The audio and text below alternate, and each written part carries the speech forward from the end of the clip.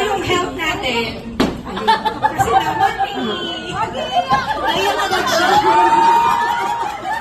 grabe naman sa Johnny. Super iyak. Good health lagi. Tsaka, more birthdays to come, syempre. Ayun lang. Thank you sa lahat na nagpunta mo.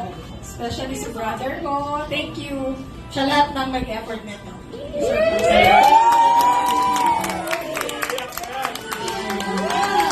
Thank you so much po.